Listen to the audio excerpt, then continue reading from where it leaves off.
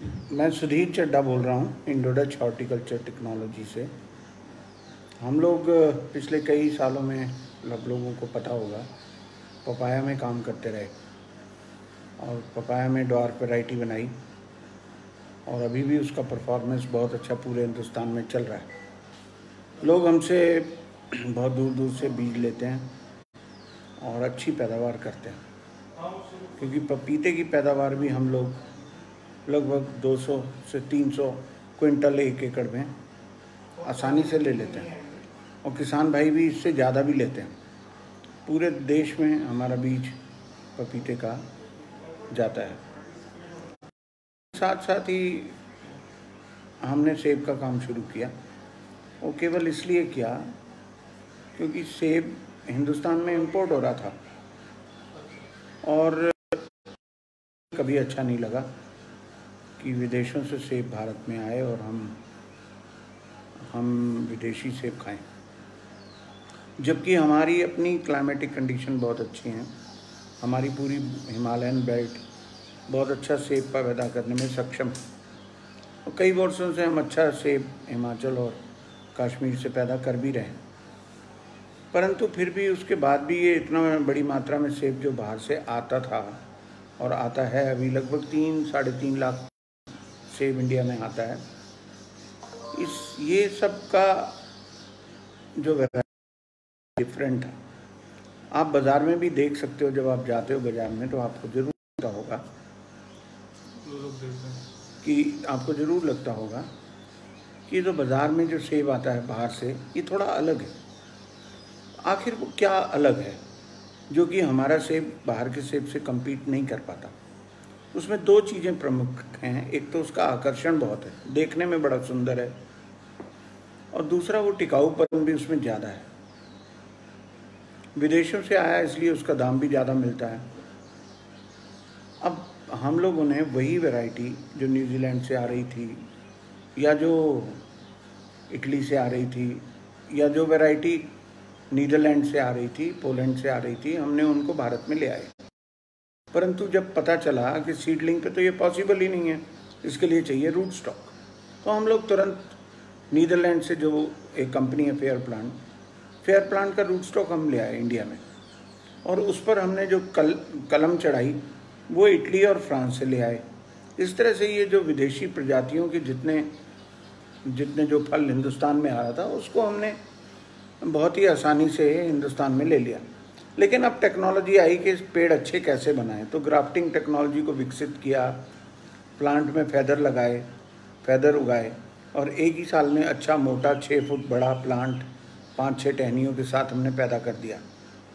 जब ऐसा किया तो हम एक आश्चर्यजनक तब हुआ जब एक ही साल में लगने लगा और लो हाइट में भी लगने लगा।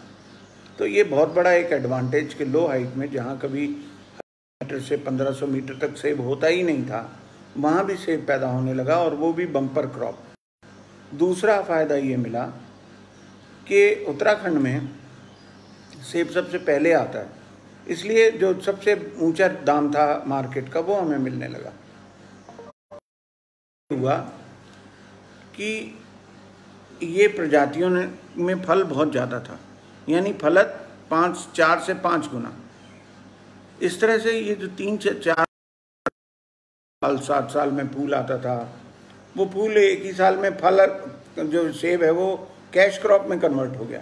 अब सेब कोई ऐसी फसल नहीं है जो बगीचे की तरह जिसमें इंतज़ार करना पड़े कई सालों का। इस साल लगाओ और अगले साल काटो, तो कैश क्रॉप में कन्वर्ट हो गया। ये एक बहुत बड़ी उपलब्धि हुई है भारतवर्ष के लिए। आने वाले समय में हमें इंपोर्ट की कोई आवश्यकता नहीं रहेगी। जितना सेब भी हम भारतवर्ष में पैदा करेंगे वो इंपोर्ट को सब्स्टिट्यूट करेगा। तो ये जो high density ultra high density technology of production है, इसमें जहाँ 150 पेड़ लगते थे एकड़ में, वहाँ 1000 पेड़ से 1200 पेड़ लगते हैं एक एकड़ में, और प्रथम वर्ष में ही फल आता है। तो इसका फल जो 25,000 से 30,000 किलो एक एकड़ में फल पैदा होता है, जबकि हिमाचल का यदि औसत पैदावार देखें तो 6-6.5 हज़ार किलो पे रुक जाती है, यानी 5 गुना पैदावार। प्रथम वर्ष में पैदावार 4 से 5 गुना पैदावार, दाम लगभग। अगर इतना होता है तो आप अंदाज़ा लगा सकते हैं पहाड़ों से पलायन होने का कोई सवाल ही पैदा नहीं होता, उल्टा रिवर्स माइग्रेशन होगा। इस लॉकडाउन रिजीम में जितने लोग वापस आ रहे हैं पहाड़ों पर, वो पहाड़ों पे आके अच्छी सेब की खेती करने लगेंगे। एक ही शॉट में आने वाले 4-5 वर्षों में ही हम टोटली पूरी तरह से इंपोर्ट को सब्स्टिट्यूट कर देंगे। ये इसके साथ साथ जो किसानों की जो आर्थिक दशा है वो सुधरती है। और एक लाभ और होता है, जब कोई फसल बड़े पैमाने पर लगती है तो एलाइड इंडस्ट्री प्रारंभ हो जाती है। और एलाइड इंडस्ट्री का मतलब है कि बहुत सारे ऐसे लोग जो डब्बा बनाते हैं, गाड़ियों में ले जाते हैं, packing, grading, sorting, cold store, marketing करते हैं, ऐसे जितनी संख्या में प्रत्यक्ष रोजगार मिलता है उससे 4 गुनी संख्या में अप्रत्यक्ष रोजगार लोगों को मिलता है। इस तरह से इकोनॉमी में बहुत बड़ा चेंज। मैं ये इस प्रयास में हूँ और इस मिशन को लेके इंडो डच हॉर्टिकल्चर टेक्नोलॉजी इस समय चल रही है कि आने वाले समय में हम अपनी कंपनी में अधिक से अधिक पौधे बनाएं, क्योंकि इस वर्ष भी हमने लगभग 3 लाख पौधों का आंकड़ा पार किया है। 3 lakh feathered grafted clonal plant हमने अपनी नर्सरी में तैयार किए हैं, जो एक अपने आप में ही एक इतिहास है और इतना किसी नर्सरी ने कभी पैदा नहीं किया होगा। परंतु आने वाले समय में हम टारगेट करते हैं कि अगर उत्तराखंड को ही देखें तो लगभग 5 मिलियन पौधों की आवश्यकता होगी। ऐसे ही हिमाचल को देखें तो वहाँ भी 5 मिलियन पौधों की आवश्यकता होगी। लोग अपने पुराने ट्रेडिशनल ऑर्चर्ड को धीरे धीरे काटेंगे, जो मैच्योर बाग जिनमें पेड़ खराब होने लगे उन्हें काट देंगे, उन्हें काट के नए बाग लगाएंगे हाई डेंसिटी क्लोनल प्रोडक्शन से। इससे बहुत ज़बरदस्त परिवर्तन आएगा। मैं उस परिवर्तन को प्रत्यक्ष देखना चाहता हूँ आने वाले 4-5 सालों में। आप सब लोगों को भी ये प्रत्यक्ष दर्शन होंगे। हम लोगों ने करीब 150 बगीचे अभी तक लगा दिए हैं। मैं उन किसानों का जिन्होंने पिछले वर्ष बगीचे लगाए, उनके बगीचे देख देख के बहुत उत्साहित हूँ। वो किसान बहुत ही अधिक खुद भी उत्साहित हैं। अपने बाग में सुबह सूरज की पहली किरण की इंतज़ार करते हैं, अपने बाग में पहुँच जाते हैं। अपने बाग में पहुँच के और अपने बाग में जो सेब की कृषि क्रियाएँ हैं वो करते हैं और आनंदित होते हैं कि उनका इतना अधिक फल प्रथम वर्ष में आ गया। और आगे के प्रति वो पूरे कैलकुलेशन बनाते हैं कि हम कितना पैदावार कर सकते हैं। मुझे लगता है ये जो मोटिवेशन लेवल जागृत हुआ है हमारे पहाड़ के युवा में, आने वाले समय में ये एक परिवर्तन लाएगा और इस परिवर्तन से दशा बदलेगी, दिशा बदलेगी और आर्थिक विकास भी।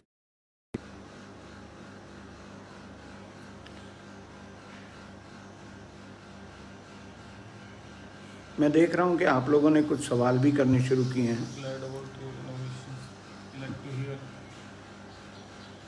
आप इनोवेशंस यहाँ पर मृदुल उप्रेती जी इनोवेशंस के बारे में जानना चाहते हैं। मैंने बताया अभी, चश्मा देना। और अपूर्व शर्मा जी स्वागत कर रहे हैं, बहुत अच्छी बात। लेकिन ये जो मैंने कहा अभी आपके समक्ष, ये कोई छोटी बात नहीं थी। मोदी जी का जो मिशन है कि हम डबल करेंगे इनकम को, तो मुझे लगता है ये मिशन डबल करना बहुत बात हो गई। हम 20 से 50 गुना तक करेंगे इनकम को, क्योंकि किसान पैदावार क्या करता है पहाड़ में, यदि मैं आपको बताऊं तो आपको बड़ी हैरानगी होगी, ये जानकर हैरानगी होगी, पहाड़ पर 10 से 20 हज़ार रुपये भी प्रति एकड़ नहीं कमा पाते लोग। यानी पहाड़ों में नाली होती है यहाँ तो उत्तराखंड में, ऐसे ही अगर आप हिमाचल में जाएंगे तो कनाल हो जाएंगे, ऐसे ही अगर आप कश्मीर में जाएंगे तो वहाँ कनाल हो जाएंगे, हिमाचल में बीघा हो जाते हैं।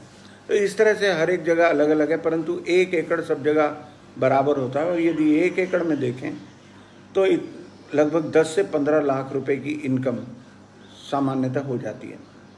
लेकिन उसके विपरीत सामान्य गेहूँ, धान, दलहनी फसलों के मटर, टमाटर इत्यादि से 1 लाख किसान के लिए बहुत मुश्किल होता है। गेहूं धान में तो 10 से 15-20 हज़ार रुपये प्रति एकड़ पाते।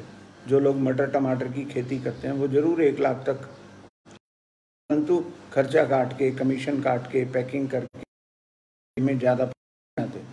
इसलिए ये भी ऐसी खेती है जो कि पूरी तरह से परिवर्तन लाएगी पूरे पहाड़ों पे। आप इसके बहुत छोटा सा भी गणित लगाएंगे तो प्रथम वर्ष में ही लगभग 3000 किलो सेब पैदा होता है और 100 रुपये किलो भी बाज़ार में बिके, जबकि इन सेबों का भाव 130 से 40 रुपये किलो होता है। यदि 100 रुपये किलो भी मिले और केवल 3000 किलो पैदा हो तो 3 लाख रुपए का प्रथम वर्ष में पैदा हुआ। बताइए कौन सी फसल पैदा होगी। और आश्चर्य की बात तो और भी ज़्यादा है, जब 5वें साल आते आते जब आप 25,000 किलो पैदा करेंगे और 100 रुपये किलो बेचेंगे तो 25 लाख रुपए प्रति एकड़ की पैदावार होगी।